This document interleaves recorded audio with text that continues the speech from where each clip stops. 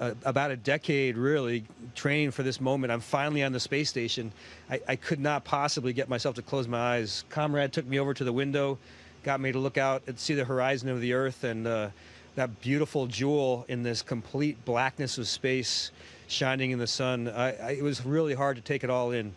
And then the next day, I was chasing the timeline and working my butt off, feeling like I was trying to learn how to walk again and trying to keep track of my stuff, which is hard enough to keep track of when you can put it on the ground, but when you put it on the ground and it floats away someplace when you turn your back, it makes it a lot harder. Thank you, sir.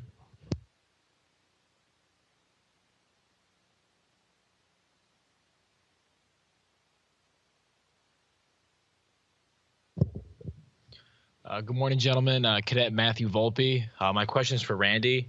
Of all the experiments you've conducted, which is your favorite and why?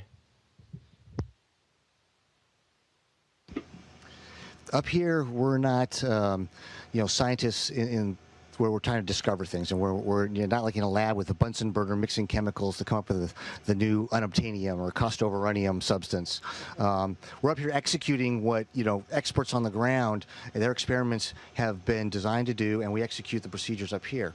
And so, one of the ones that I got to work on a couple months ago was one where we are growing lung tissue, and up here in zero gravity, it grows differently, and we were using different substances to go ahead and clean it out as it goes ahead and grows here in microgravity, and then fixing it so it could go down to Earth and be studied.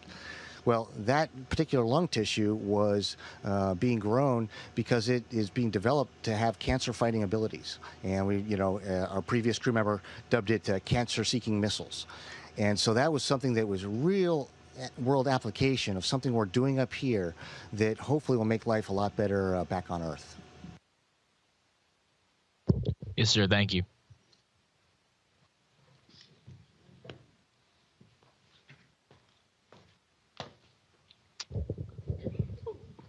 Morning, gentlemen. Cadet Iris Yu. My question is for Joe. How did you adapt to live in space, and vice versa? How did you adapt back to life on Earth? Is there a great difficulty in doing one or the other?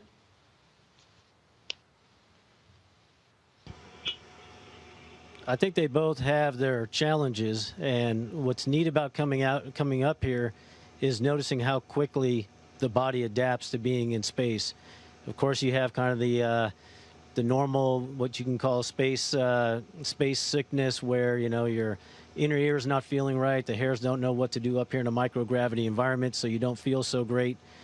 Usually, my first 24 hours, I'm on the edge of getting sick, not quite getting sick, so not feeling 100%. But once that goes away and the fluid shifting goes back to a more kind of neutral state, it's almost like we were born to be in space. We talk about it often, how we want to get over there and we know how to push off, we know how to use our feet to hang on to things, and it's just a supernatural feeling. And then going home, when you land, you wonder, how do humans live on this planet? Because, that gravity, I don't know, you learn about gravity in physics, but it's strong after you've been up here for a few months. So even just moving your head and walking it's pretty difficult. But again, the human body is pretty amazing. And within, a few days, you're feeling really, really good. You're driving a car within a week. And in about that same time, you're out running outside. So they have their challenges, but the body is amazing how it adapts going in both directions. Thank you, sir.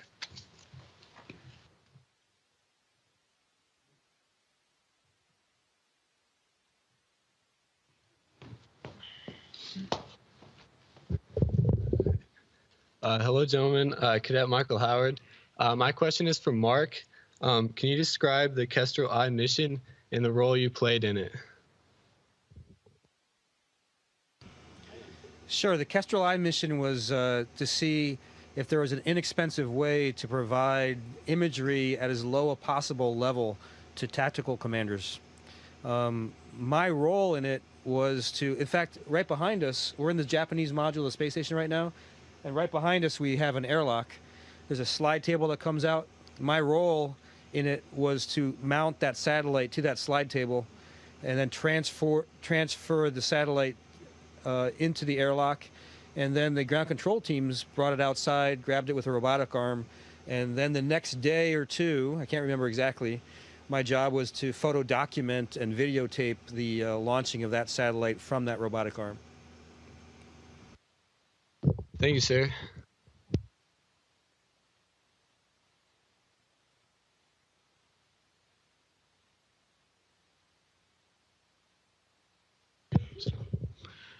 Well, I guess our time is up, but I got to tell you something that was very informative. We really appreciate the time that you spent with us.